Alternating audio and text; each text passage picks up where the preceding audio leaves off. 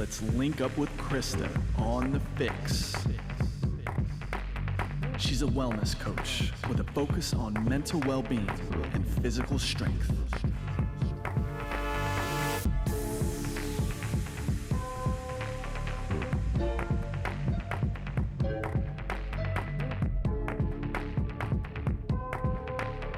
What's up, guys? It's Coach Krista, and I am here on our latest episode of The FYX. Today, we are linking up with Mark Mangieri. I've been a product designer since the late 90s. Started in the nutraceutical industry, was there for a long time, 20 plus years, and then into functional foods. And I am one of the people on the production side of all of these different health food trends that we've seen in the last 25 years. Mm-hmm. And I can help you understand the thinking behind the trends and the takeaways to take with you in your everyday life.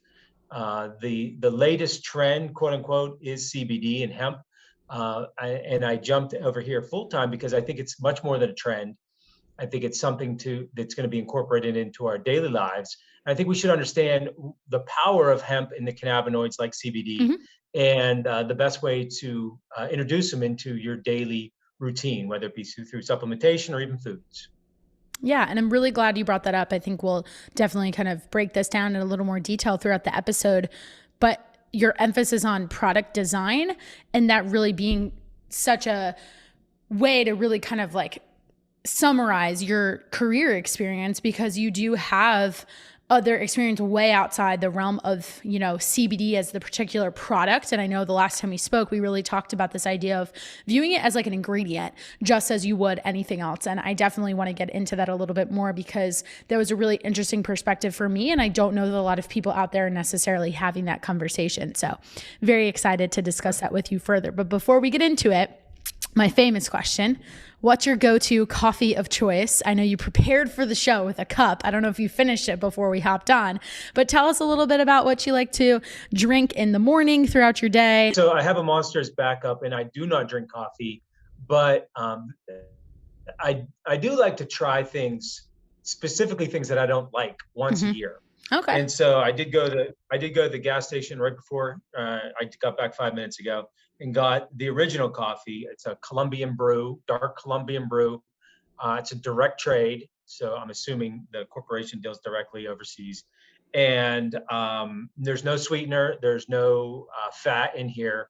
One of the things that I do avoid, and we talked about last time, is drinking sugar. I hate to drink sugar. It bothers me so much. So this is just your standard Colombian dark coffee. I'm going to have it right now. There we go. And I definitely want to talk about why it's important to you to, you know, try something once a year that you're not a fan of. I think it brings up, and I can't remember if we discussed this previously, but I think it just brings up like a really interesting point about, you know, what you value, who you are as a person. Why is it a priority to you to be like, okay, I'm going to kind of set this like rather unusual goal of once a year trying something that you don't necessarily like? Well, specifically with coffee, it's the most popular drink in the world. And why don't I like it? And that bothers me. And not that I'm a conformist, but whenever you see a massive trend, my job is to understand it. And so obviously the fuel behind the trend is caffeine. You become addicted to it, plain and simple. Sure. And so the most common delivery form worldwide is coffee. And I could tell already, I took 2 sips. It's super bitter. That's a function of the caffeine content. You know, it has that coffee flavor, which I don't specifically mind. It's the bitterness that I mind. And so I as a product formulator, I want to understand why something's popular, what sustains its popularity. And literally coffee's been one of them for the last 10 years that I've been trying over and over again. And sure, if I added a bunch of sugar and cream and different things to it, I'm sure it would taste great. But as is, but I'll drink it the whole podcast. Well, I appreciate you for being a trooper over there. So let's talk about your career path. As I mentioned, and as you really shared with us, you've had a lot of different roles in a variety, similar industry of, you know, like food products, but different types of food products, right? So let's kind of walk through how you got to where you are today with Hemp Synergistics and share a little bit more about some of the other companies that you worked with and how that's shaped your path. Yeah, so my education is in agriculture and food science. Went to Penn State, and one of my first jobs as a professional was working for a nutraceutical manufacturing company Hmm. here in Pittsburgh. And I started at the bottom. I was a cold calling sales rep, and while all the while learning the ins and outs of production. How these different supplements are made. This is back when ephedra was still legal. Hmm. The androstenediones were still around. That's a testosterone supplement, and it was sort of very much the Wild West in terms of supplements Right. goes. There was very little FDA involvement. And so I was on board for the entire implementation of all these different FDA regulations. Okay. So not only have I seen like the effects it has on the manufacturing process, Sure. which are good. I've also seen the effects it has on the end product and how the consumer interfaces with the different products. And they've definitely become more legitimized over the last 20, 30 years. Multivitamins are more accepted, a lot of different herbs and mushrooms and just, everything up and down the scale. So I was there for a while, about 8 years. And what I ended up morphing into was a private label specialist or a contract manufacturing specialist, where I would help customers create their own brand. And so, one part of that is the formulation component. And while I was there, I had the benefit of seeing a lot of products leave the door, some of them successful, some of them unsuccessful. And, you start taking notes on what worked, what didn't work, why it worked, why it didn't work. Sure. And so I would incorporate that knowledge into brands for other people, had helped them with their branding and their formulation. And then after, like I said, a total of 8 years of doing that, I thought, why am I making brands for other people? Why don't I make my own brand? And so I launched my brand. It was called Biorhythm in 2005.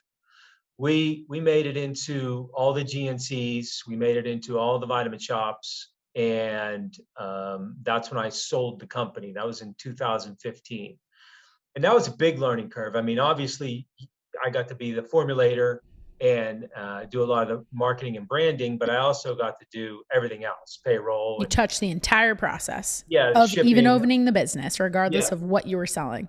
Yeah, so everything from soup to nuts. Mhm. And that was a great experience. It afforded me a lot of opportunities to learn, be able to be in contact with other brand owners, Right. sit at the table with, the heads of GNC at the time when they were really cranking, meet all the vitamin shop executives. So you really get to understand motivations from the manufacturing standpoint, like a brand owner, what are our goals, Right. and how do they interface with the retail store's goal, Mhm. and then how that relates to the end user, and Right. you're trying to satisfy everybody along that curve. With a lot of competing And needs at times, I'm sure.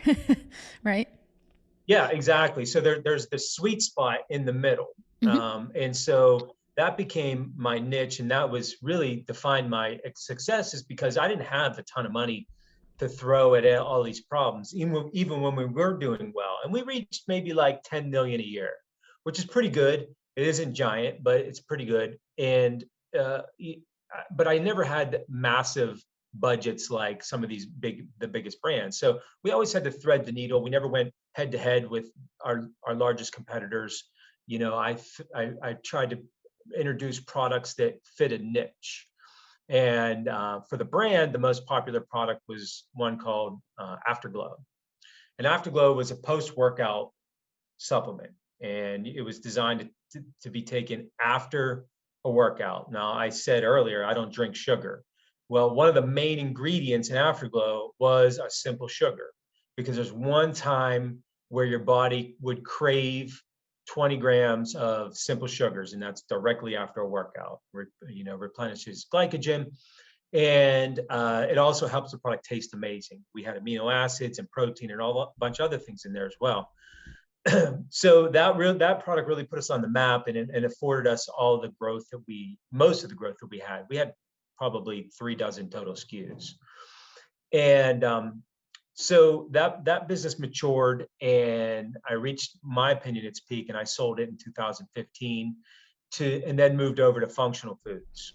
And I was in functional foods for between 4 and 5 years, and that's where I made these recipes for other brands. I really Mhm. didn't. I had my own brand, but most of my business was making recipes for other people.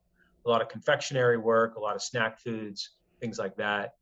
And all the while, I was starting to be introduced to CBD, hemp-based CBD, and how they can be incorporated into foods. And that's how I ran into the executives at this company and decided, well, this is a new challenge, kind of back in my old role as a product designer, but a lot of new stuff as well, a lot of new science. And so I've been working here pretty much 1 year, just coming up on 1 year. And we've introduced probably 30, probably equal, about 36 total SKUs, Wow. 4 different brands. Yeah, we did 4 different brands, and we're in the process of getting shelf placement. It's like the supplement industry plus a little bit of regulation from the 1990s. It's just now penetrating the big box stores.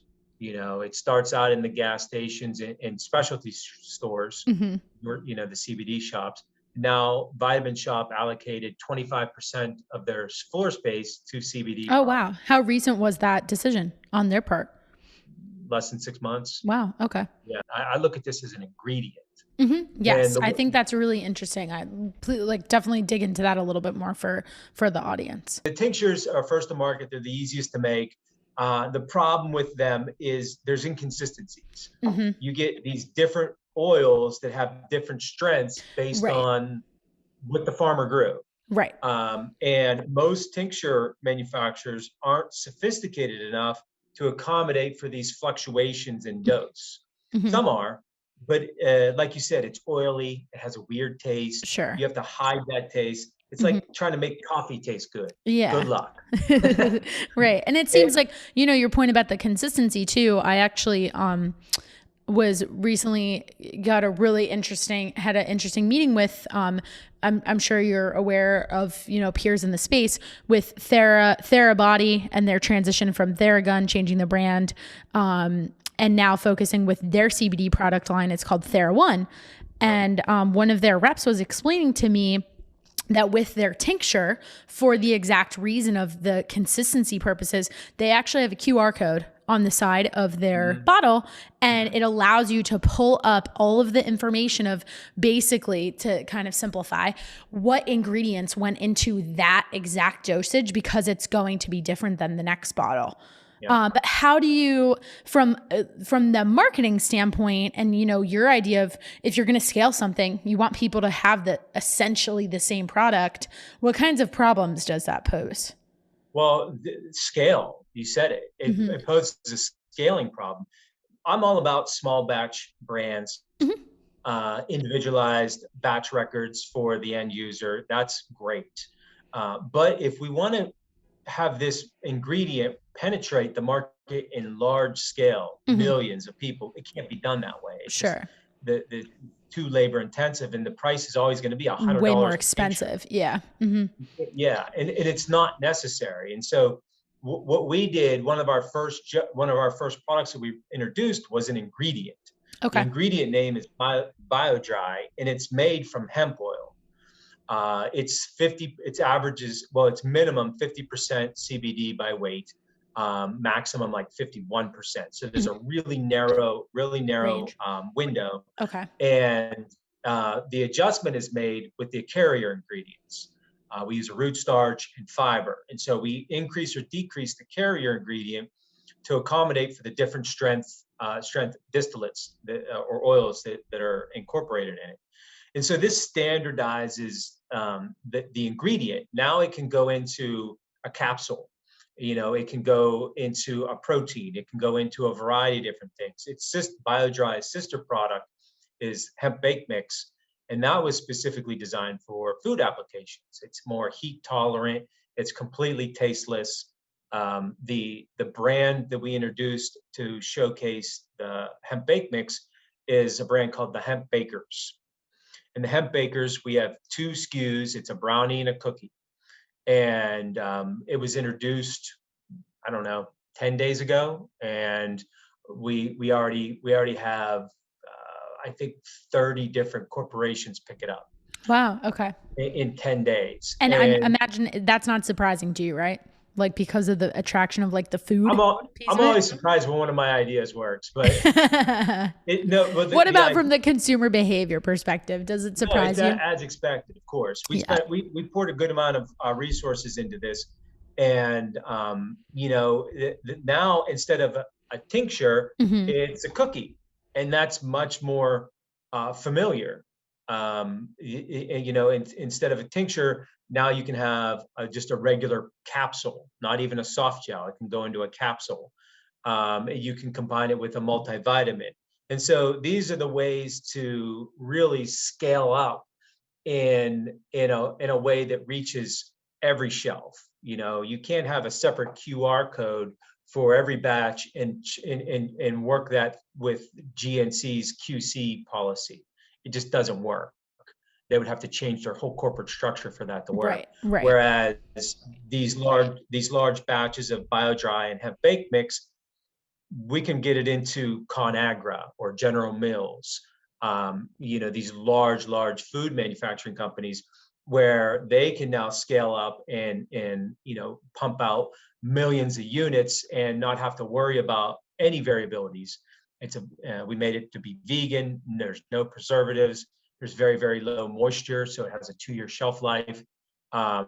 So we're making it like a regular ingredient. Mhm. That's the way ingredients should be, and it has all the capabilities. There's very few limitations, and that's what the industry needs more of, and less of, you know, gas station brands, unfortunately. And I hate to, you know, talk down on any brands, but we need to elevate the standard rather than to just grab some quick dollars. Sure. No, it makes a lot of sense. But do you think that this outlook of treating it like an ingredient and then having products like the cookie, like the brownie, are we eventually making way for a world where we might go to a restaurant and the dessert would have that included for various reasons? When we talk to some of these larger tier one brands, Mhm. they have the same question. And that always impresses me. You know, these are executives that make 6 or 7 figures a year, and they ask that same question. My response is, if I walked down the cereal aisle 10 years ago, Mhm. there'd be no call outs for calories. There were no call outs for protein or sugar. Good The, point. the end user is becoming increasingly health conscious in a very educated way, not just a I want to get thin way, more of a I want to be healthy way. Mhm. And every cycle, there's more and more white papers that are produced on the positive effects of CBD. And we can go in any direction you want on how it works or why it works. And I think you're going to start seeing call outs for CBD, whether it be, you know, on snack foods, and that's what we're focusing on. And then towards the center store, maybe bake mixes, Mhm. you know, brownie mixes, pancake mixes, and things like that. And then into the finished goods like cereals, in different prepared foods. And depending on how the regulations fall, I think you will see, we already have it here in Pittsburgh, 2 different bakeries, large bakeries using the product where they're putting it in their breads Okay. and using it as part of an ingredient into their contract manufacturing, whether it be sticky buns or, you know, all kinds of different Sure. things. And we work with a donut company that put it in the icing. So Oh, yeah, wow. Cool. I definitely see it going. Now there is a regulation component that isn't quite finished yet. The Okay. FDA hasn't released final rules on how the products are supposed to be built, the warnings, who can use it, kids, you know, yes, no. Right. So there are going to be certain limitations. Would you equate the kind of stage that it's in? Maybe it's further along than this, but I'm hearing you talk about the FDA context, and it makes me think of years and years ago before there were any warning labels on cigarettes and how that was a really big transition. And then ultimately even led into, like, correct me if I'm wrong, but wasn't there a huge, as a result of, the warning that it was a carcinogen, a lot of limitations on how it could be advertised, and they could no longer like be advertised in print magazines or something like that. Is that kind of like where CBD is along in that process? Like it's just not defined yet? Yeah, when I think of CBD and regulations, I think of like some out of the way African country whose residents don't have running water, but they have cell phones. So it just got thrown in the middle of Yeah. a mature environment. hmm And so there needs to be regulations on claims. There already is. If you make claims, you're going to get negative attention. Of course. There needs to be regulation on dosing. You can't underdose a product and just say it has CBD in it and it be a trace amount, hmm and kind of like a bait and switch. And you can't overdose it either, where there's a high likelihood for an adverse event for somebody who might be sensitive to this. And those regulations from the federal government are still haven't come down. But what we're seeing, and this is a first from my experience, you're seeing very clear regulations come from at the state level. So, Okay. for instance, New York State has rules that are in the process of being published that gives a limit on the dose per serving, Okay. limit on the dose per container. It can't be marketed towards kids. And like, so for instance, gummy bears that are out in the market, they can't be hmm shaped like a gummy bear. Oh, They have to be more I always medicinal wondered looking. why they were not. Okay. That makes sense. Yeah, I mean, it speaks to what the kids will like, Right. and that's a Exactly. dangerous thing. So And I imagine so there'll be rules about like shelf placement and like the eye level and that sort of thing too, right? Or is that more of like a I don't store? know. I don't know. Maybe. Yeah, maybe. There might be clear warnings like you have to have a minimum 12-point font that says for Oh, adult use okay. only. Okay. And it has to be on the center panel, hmm maybe, or the primary panel. It can't be marketed towards kids. So you can't have pictures of gummies on the hmm label, or you can't have a see-through container and show the gummy. Oh, Those are things that, like, if I'm advising a new customer on how to make a product, and we do a lot of that including as well. packaging it. Um, yes, yeah. So I get involved in packaging a lot too, and I'll advise them, don't do this because you might have to change it in 6 months. hmm And if it's a big enough brand, that's very expensive to change. So it kind of got plopped in the middle of this regulatory environment where some states, like New York, very good regs, very specific. And then other states, they just treat it as illegal. They don't care what the federal government says. They just said, no, we're not dealing with it. I can't remember exactly which state that would be, but there's 2 or 3 of them in the United States. So it's all over the board right now. That's fascinating. And I know it'll probably continue to evolve much as we've seen. I think there's a parallel, obviously way more highly regulated, and this could be a perfect opportunity for you to really dive into the differences between CBD, what we think of when we think of weed, and THC. Right. But the regulations around that, your point about the state jurisdictions, that's been the way that a lot of states have legalized it. I'm living in New Jersey and grew up here. In this election, we voted on that, and whether weed would be legalized here. And it did pass.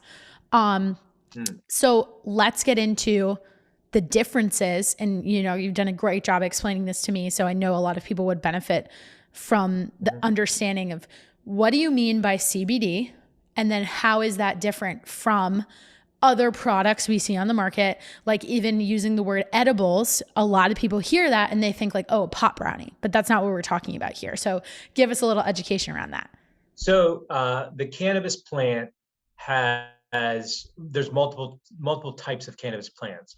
And very generally, and this is not my area of expertise, but very generally, you have marijuana and you have hemp, and they're both the same plant. They look the same, they smell the same.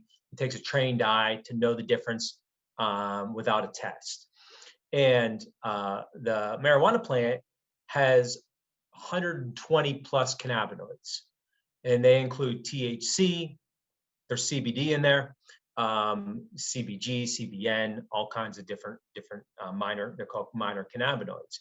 And so let's say like in the 90s, theoretically, when I would smoke a lot of weed in college, And when you would smoke that weed, you would be like laying in the couch, just watching TV, being real lazy. And so that was a real a high amount of THC, but also a very high amount of CBD. And smoking them together really relaxes you a lot. Whereas now, marijuana, very high THC levels and very low CBD levels. The plant has been engineered that way. Whereas the hemp plant naturally has much higher CBD and much lower THC. Okay. Now the federal rules are any CBD, hemp derived CBD, is always going to contain those other cannabinoids. You can only have as a percentage 0.3% THC max. And so when you see a tincture or any CBD product that says full spectrum, that means that there's CBD, the other minor cannabinoids, and THC. Okay. At legal levels, you're assuming. And you might get a slight calming effect. Now, the broad spectrum as compared to full spectrum is the same, just without THC. That's one of our main functions here. Is we have a lab where we remove the THC through something called reverse flash chromatography. Again, not my specialty. It's a whole other group of people. And so that's mainly what we use to make the BioDry and the bake mix. And that doesn't make it better than full spectrum. You can make an argument that full spectrum is better.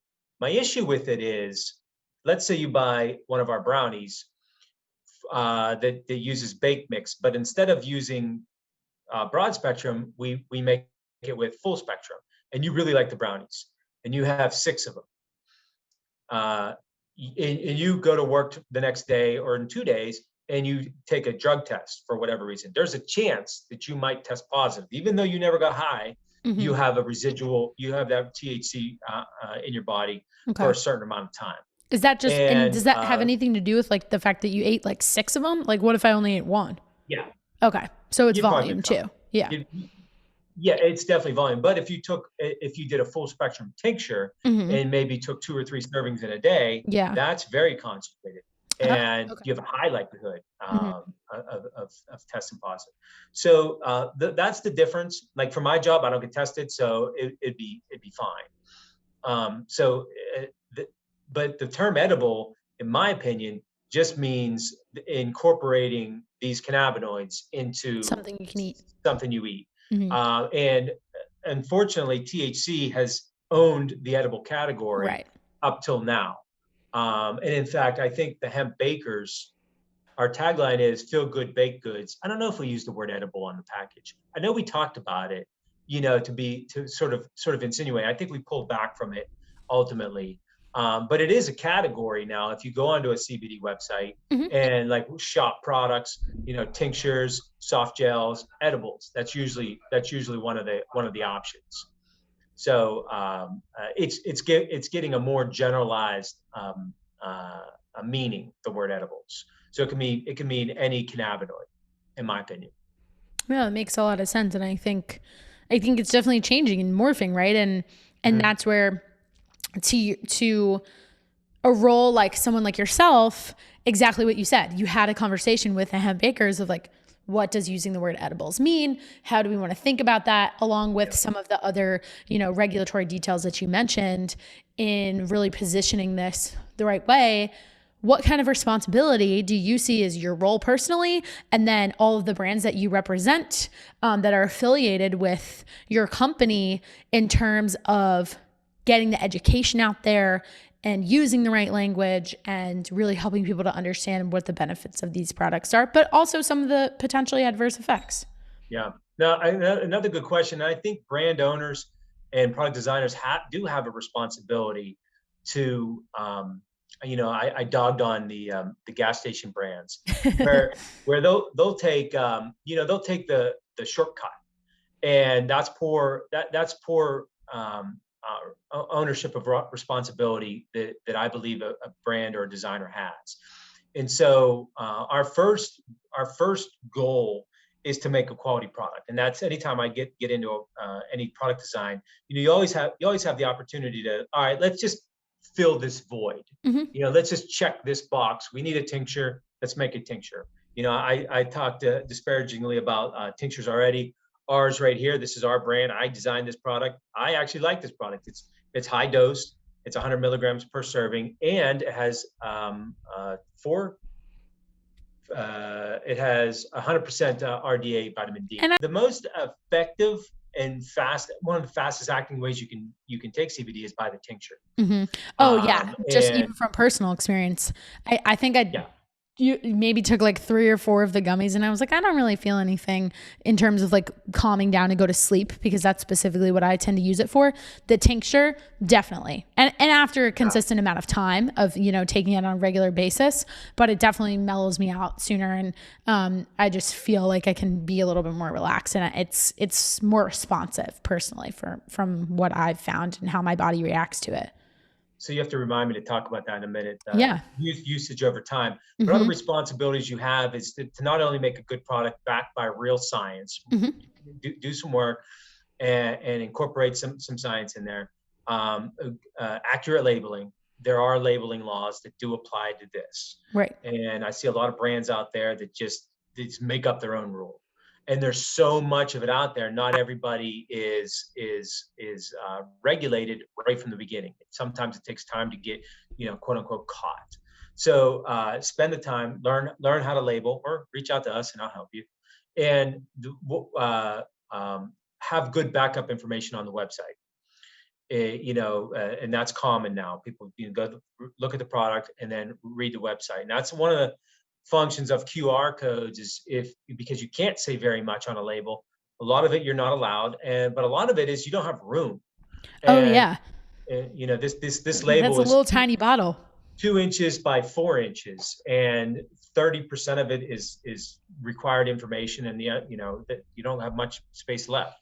So having good backup information that's not hyperbole, that is linked to case studies, white papers, or common knowledge, things that's out there. But you said, like over time, CBD, just in terms of if its effectiveness, it's so effective that it got a patent through GW Pharmaceutical, so that you can get CBD by prescription through a product called Epidiolex. Now, Epidiolex was designed to treat children with epilepsy. It helps reduce the amount of episodes they have, the amount of seizures they have per day, and it's a high dose. And in fact, it's the same dose as the tincture that you tried, 100 milligrams per serving. But they'll take 10, 15 servings a day. Oh wow, okay. And that's a lot, but they have a severe condition. And the type of CBD they use is CBD isolate. Okay. It's CBD isolated by itself. Now, because that CBD isolate exists in a pharmaceutical, it can no longer exist anywhere else. Like it's not a possibility for like any sort of over-the-counter type product. You'd have to be prescribed it. It should be not a possibility for any over-the-counter. Doesn't mean there's not. Yeah. I've gotten into some LinkedIn fights with people on this. So once a LinkedIn discussions.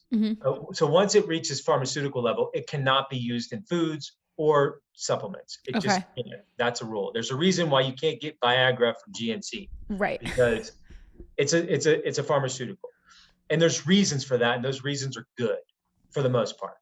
And but my point is, it's effective. They went through 10 years of clinical trials, and we learned a lot during those trials. They did a lot of very in-depth research. And one of the things that they learned was when you first take CBD, your body attacks it. It's called metabolizes it.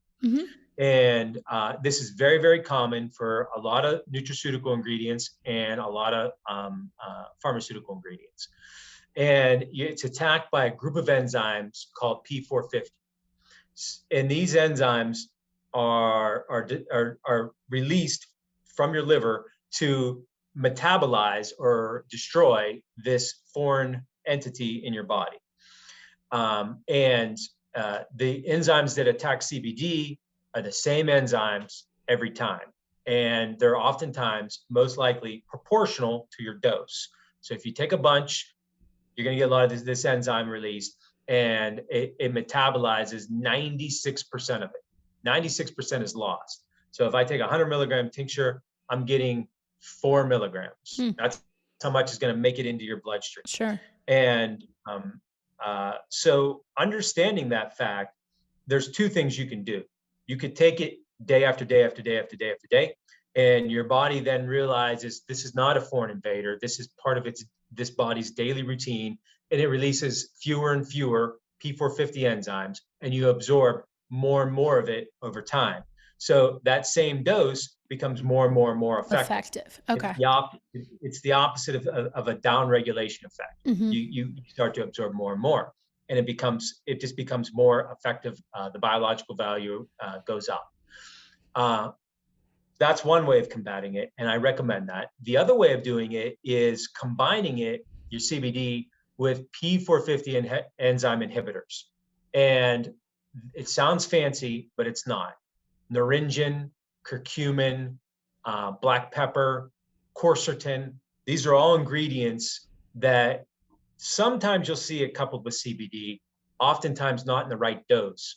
But those are P450 enzyme blockers, and they will allow a much larger percentage of the cannabinoid, not just CBD, but any other cannabinoids you have, make it into your bloodstream, becoming more effective.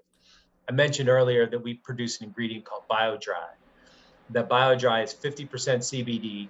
And so you can fit that in a capsule, and it only takes up a very, very small amount of the capsule. And so you can backfill the rest of the capsule with these enzyme inhibitors. Naringin, we have a group of ingredients called CannaBoost, and it's naringin, curcumin, and black pepper combined with CBD. So it's now, you get the effects of that 100 milligram dose, but you only have to pay for the 25 milligram dose. And that's one way to really scale up the usage by increasing effectiveness and reduce the unit cost as it pertains to the per serving cost. And that's become a real popular product just by following some very established and well-known science. We've known this stuff for almost a decade now. That's really interesting. I didn't realize that. So we talked about the concentration level of, going for the tincture and that being like the most potentially effective, but in comparison to some of the products of the capsules that you just mentioned, would those arguably be a better option for somebody who's like, they want to try it and they want to see the impact like with the first time they try it? Or even with something like that, is there still that little bit of an adjustment period? Well, CBD, and I know it's different for everybody, so you can't like say with a blanket statement. Well, there's two types. The topical CBD products tend to be, if they're formulated right, very, very effective. You'll feel the effects in a major way within a minute or two. I have elbow pain. Sometimes I have knee pain. I put on one of our salves and pain just goes away. Yeah, like I use it on shin splints and it really helps. Yeah, it's great. It's strange how quickly it works. And so if you need immediate relief for pain, I advise look towards the different salves. They're effective for the most part. But if you have chronic pain that isn't treatable by just a salve, CBD is not going to fix it on today. It's just not. It's still a gradual reduction of inflammation. Now, if you have some absorption aids like CannaBoost, you can even use grapefruit juice. By the way, grapefruit juice is a great P450 inhibitor. About 8 ounces, which is a lot, but that's probably, that is a lot. It's still a cumulative effect. It's kind of like say if you took a joint supplement, it takes a few days to a week, to start working, and CBD works in a similar way. Now there are some conditions that'll work that day. Maybe if you have anxiety or you're having problems sleeping, and you take a 100 milligram dose right before you go to bed, and before you know it, 90 minutes later or 60 minutes later, you're sleeping like a baby. Mhm. We've had a lot of reports there, and the science shows that it can work. But for chronic inflammation, it's an issue, and it takes a little while.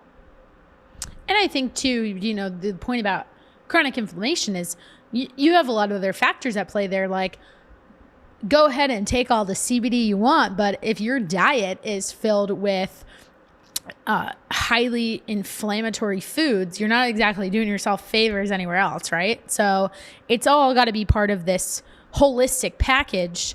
And from your perspective, let's go back to the big news about companies like the Vitamin Shoppe now offering so much more shelf space for this product. What do you think that says? You touched on it a little bit, but I want to dive deeper into this about how people are looking at their health. And obviously, if Vitamin Shoppe is making that decision, that's an indication that they're confident that consumers are jumping on this train. So what do you think that message is for, like, is you somebody helping and advising people with developing these products? Like, how should they kind of like treat the consumer in terms of what's important to that person?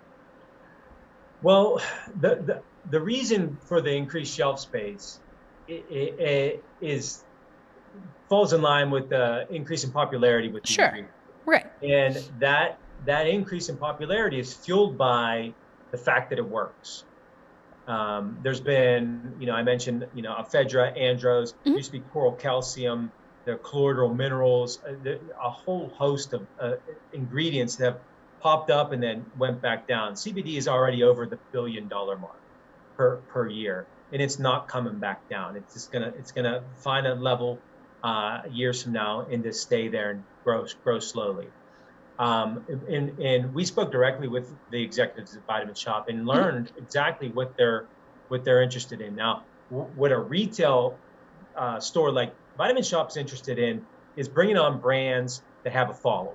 Right. That's just what they want. They don't want to work hard. And what they found was there are very few brands that have a following. You have Charlotte's Web, they're the OG in terms of CBD. You have your Martha Stewart backed brands and, these celebrity backed brands. But once you get past that, there's not very many brands that have really risen to the top. So what they did was they created 2 of their own brands. Oh, they did. Okay. Yeah. They're spelled so weird. They're put together great.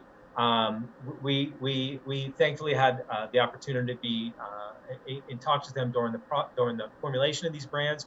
One is Thrive with a V at the front, like the Vitamin Shoppe V. Oh, okay.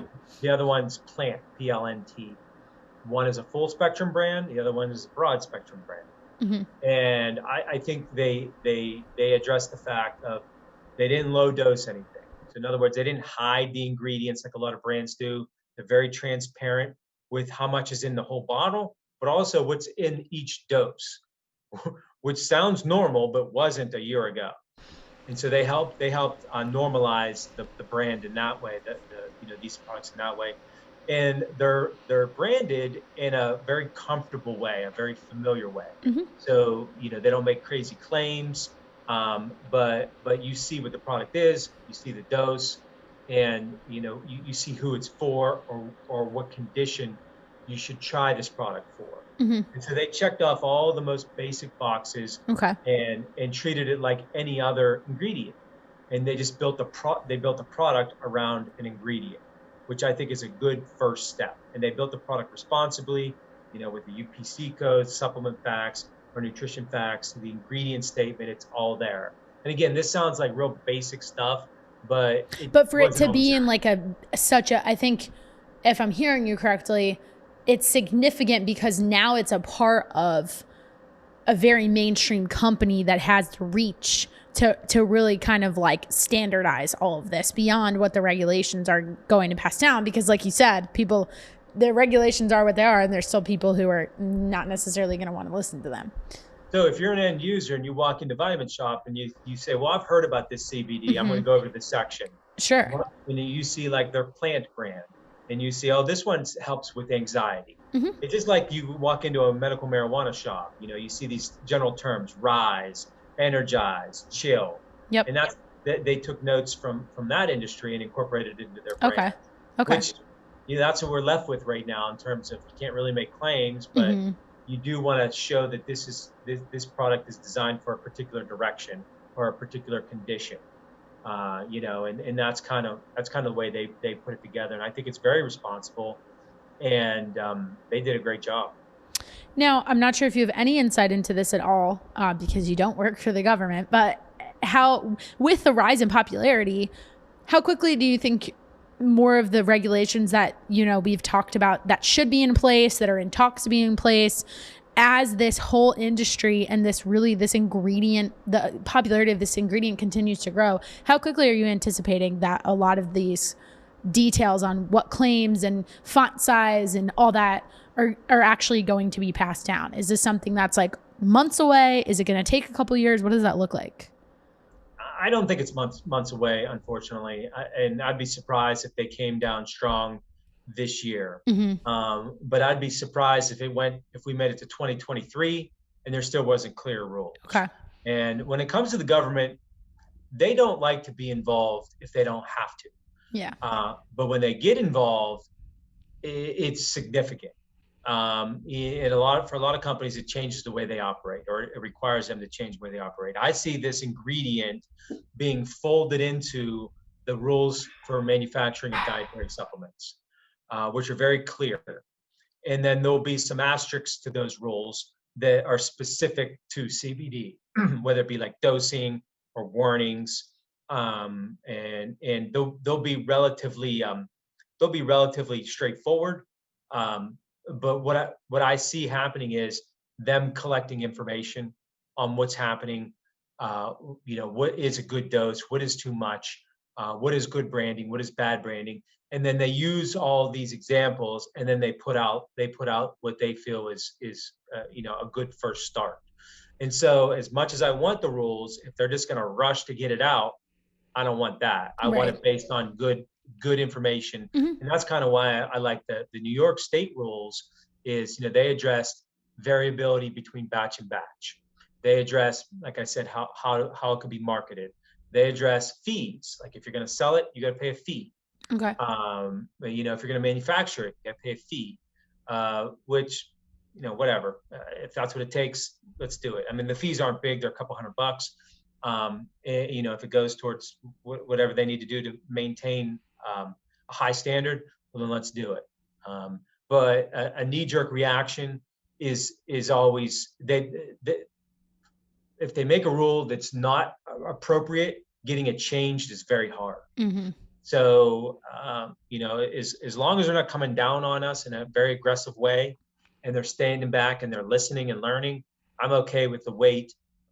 Just not too long. So Okay. sometime in 2022, long answer to a simple question. I think it'll be No, sometime in you gave a 2023. great context. Yeah. And as a business, from the business side of it, when you're advising brands and you're thinking about and trying to anticipate what some of these regulations are, because you made the comment earlier about you were, encouraging brands not to package things certain ways because it could cost them a lot of money when they have to go change it, right? Right. So how do you go about that process from the business aspect? Like, do you kind of just have like a set of standards of regulation that you think is like, all right, we've seen enough in terms of, what the play that New York's making or other states and what they're doing and what other standards companies are setting. And that's kind of how you base like where is a good place to start, giving you room to adjust if need be. Cause it's not like you can predict exactly what is going to be mandated, right? Yeah. So the best advice is to use the most strict rules that are out there. Okay. And even then, we created four brands with those rules in mind, and every brand stands out. There's we didn't have to sacrifice on the formula. We didn't have to sacrifice on, oh man, I wish we could say this, but we can't. There was no real sacrifices made, and it takes a little longer and it takes a little bit of thought, but in the end, my opinion is you end up with a better product. The Hemp Bakers is one example.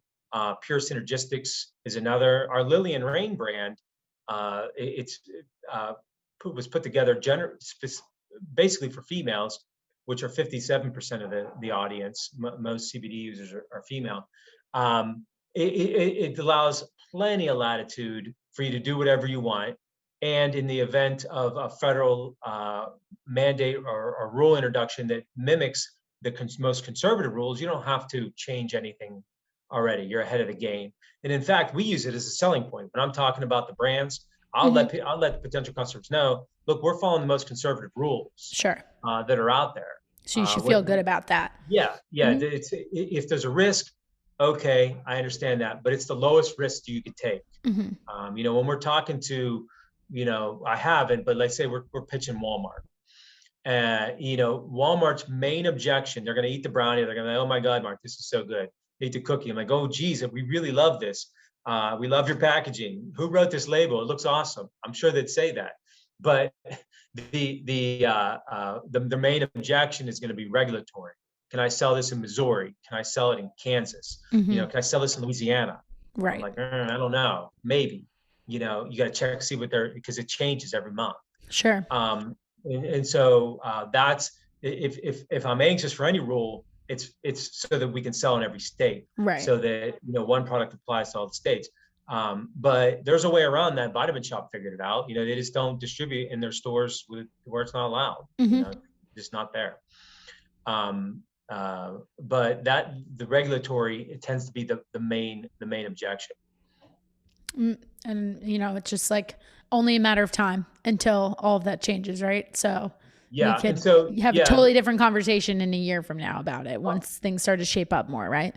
So when we talk to brands that make products like these very large, like Kellogg or probably like the ConAgra or General Mills or those sorts of things, it's not you should make a product with CBD in it. It's you should begin to put this in your R&D pipeline, because it's not if it's going to occur, it's when it's going to occur. Are you guys going to have a couple ideas ready to go? Okay. Okay. That makes a lot of sense. Yeah, that makes a ton of sense.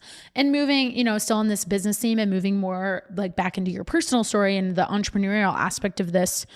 How do you feel about, I think there's like a lot of like smaller, little mom and pop type CBD companies popping up everywhere, especially with social media and Instagram and the ability to have access to an audience and to sell so easily.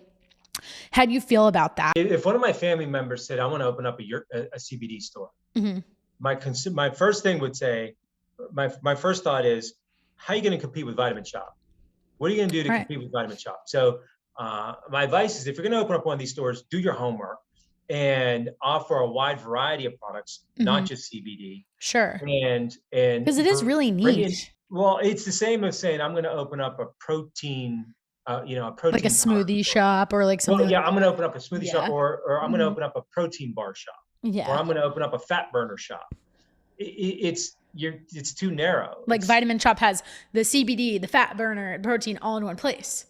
So if you're gonna have this boutique experience, you don't narrow down just on CBD. It's right now for the retailer, it's still very profitable, and they need to maintain very high margins because their volumes are so low. Sure. I don't have a problem with that, so long as the customer gets their oodles of satisfaction for dollars spent.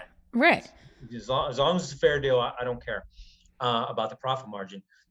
But you have to expand out beyond that, whether it be, there's a couple individually owned ones in town here, and they all focus on something tangential or like feminine type products, like different oils and makeups and natural this, or prepared foods, and like a smoothie shop, and they sell snacks, or there has to be something else, in my opinion. Right. These dedicated locations to just CBD, unfortunately and frankly, they're doomed to fail. I don't see where it goes.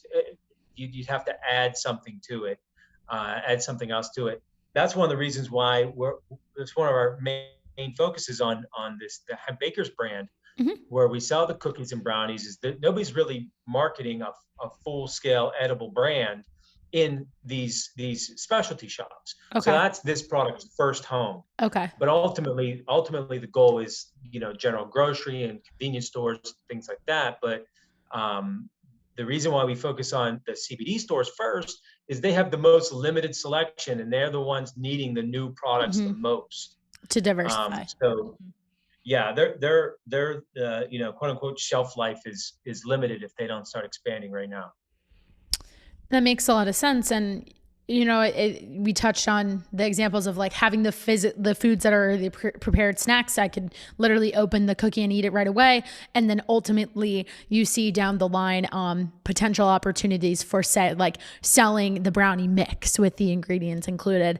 And when I hear that, I have no idea if you're familiar with this brand and kind of like its story. It's a really interesting one. It makes me think of Kodiak cakes. Would you agree, or maybe you see a different kind of evolution, that's really where you could see something like CBD as an ingredient going? Like it first is starting with this already prepackaged good, and then you could see like the next evolution being like the brownie mix, and then the next one after that is more of like the snack size type product, but you still make it yourself. What you're going to see is, say like the Kodiak cakes, one of their SKUs may be with CBD. Yeah. And so I can have and I don't know their particulars, but like one offering or maybe two different offerings with CBD and still have their entire other brand. Sure. It's like an additional extension. Yeah. It's a line extension. So it's not a whole brand built around it. It's just one more offering. Or like Quest Bar have one, chocolate CBD flavor. You can fill in the blanks. You can fill in the blanks from there, and that's where I see it ultimately going.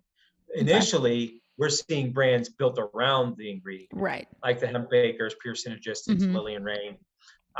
Those are ours, but ultimately, what we're working towards, most of our transactions, business transactions, are ingredient sales, and so these ingredients are going to be going into these line extensions, not wholesale new creations of new brands. It'd be more towards, the Fit Crunch bar with CBD in it. Just like one extra product, one extra SKU. No, that makes a lot of sense. And I'm curious to kind of like see where that goes and just keep an eye on it. But it's only natural that that'll be another way for people to get more familiar with it if they haven't dabbled into, say, like the tincture or something else. I think, as you've made super clear in our conversation, it's $1 billion industry and it's obviously become super popular. And I think that's only going to elevate it and make it like something that you could see, like you said, in a Walmart or that type of company to really prop it up as a retailer. So I want to be respectful of your time. And I would love to move into our lightning round and finish on a little bit of a quicker note, and just like we did the first time around, just a little bit of a freestyle, whatever comes up. If you want to expand more on the topic, by all means, don't feel like you have to limit your answer. You ready? Yeah. Perfect. Okay. What is your favorite CBD product that you like to use? The Hemp Bakers CBD cookie. Right. Apparently got to get on this cookie. I'm going to talk to, we'll talk about that after. What flavors do you guys have? Chocolate chip? Yeah. Chocolate chip cookie and then the brownie. Okay. But nice. We use a local manufacturer here, 5 Generations Bakers. It's been a real cool. real good collaboration. And the first iteration was really good, but it could use some improvement. And the second batch, or the second iteration, was amazing. And we just said, stop, that's it. You hit the nail on the head. And it's just a standard cookie. There's nothing special about it in terms of its macronutrient profile. It's just your good old-fashioned cookie. Nice. It's shaped like a bundt cake. A bundt cake. So there's a crust on the outside, little bit of crust, but not like a hard crust. And then the inside stays gooey and soft, and it's just amazing. And there's a lot of chocolate chips in there. Same thing with the brownie, but I prefer the cookie. That's my favorite way to taste it. We'll also, for the benefit of everyone listening, now that we're hungry, we'll put it down in the show notes too, a link to it, so that everyone can go check it out for sure. we didn't talk a ton necessarily about fitness and nutrition, but obviously everything we have discussed today embodies a healthy lifestyle. So for you personally, what do you like to do movement wise? What's kind of like your favorite workout routine? I've been working out religiously for 30 years. 30 years. This is my 30th year. I started when I was 48. And I took most of COVID off. Most of COVID. And it's my first break of that length ever. And I just started back less than a week ago. And I follow. How's the journey back in? How's that going? He's a little It's sore. like my best friend. It's like my best friend who I hadn't talked to in a year, and we got back and we picked up right where we left off. There we go. Good analogy. It's been great. And I follow Pavel. He's known as like a kettlebell guy. He's a Soviet. Okay. Yeah. Pavel, something weird last name, but he's good on like strength training. And so on my road back, I'm going to start with one of his programs. It's strength training. It's low volume. It's 5 exercises, 2 sets each exercise. Not a lot of reps, and it's a good introduction back. You do it 5 days a week, so it's a lot. You go in the gym a lot, 5 days, 5 out of 7, but you're only there for like 35 minutes. And so it's a deadlift. What I choose is I do a deadlift, a pull up, incline dumbbell press, a version of a kettlebell swing, and a core exercise. Hey, you covered all the bases there. That's very straightforward. Yeah. So I give it my A+ trainer rating for what it's worth. I think we talked about this previously, because for people who don't know, Pittsburgh has a lot of great food spots and restaurants. What's your favorite spot in Pittsburgh? Well, there's a place right by me, Ditka's. It's the former coach, Mike Ditka. He owns 3 restaurants. I think 2 are in Chicago. One's in Pittsburgh. He's from Pittsburgh. Also in town, which unfortunately I haven't been down there much, but we have a little theater district. Pittsburgh surprisingly sells more theater tickets than they do Steelers tickets, Pirates tickets, and Penguins tickets combined every year. Oh, wow. Except for this year, but there's a lot of really nice restaurants, and there's I'm going to forget the name. Meat and Potatoes. Meat and Potatoes is a really, really good place. But there's a lot of little spots. But I had to pick 2, either Ditka's or Meat and Potatoes. I like the name of that. I got to look that place up too. I think I told you that my college roommate goes to Carnegie Mellon. So the last time I was in Pittsburgh was to visit her, and I'd never been before. Great city. Definitely want to go back. It's a lot of fun.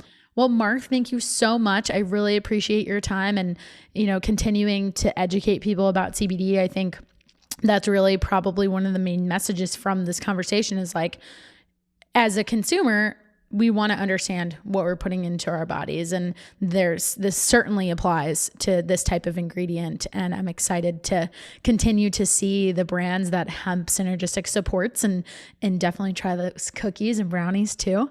So thank you so much. Can you tell everybody where we can find you on social media, including, I know you have a personal handle. I don't know how frequently you post there, but where we can find the brands, because I'll link Lily and Rain and Pure and everything down in the show notes as well. Yeah, so it's at Hemp Bakers, at Lily Rain, and at Pure Synergistics. And if you put a link down in your show notes, that'd be great. Perfect. And I finished most of the coffee. Congratulations. How did we do? Did we like it any better? Yeah, I like it. I like it a good 50% better. Well, there you go. I might just have to change your mind, because if you send me the cookies, I will send you. I recently white labeled a coffee with a really amazing coffee shop in New York City.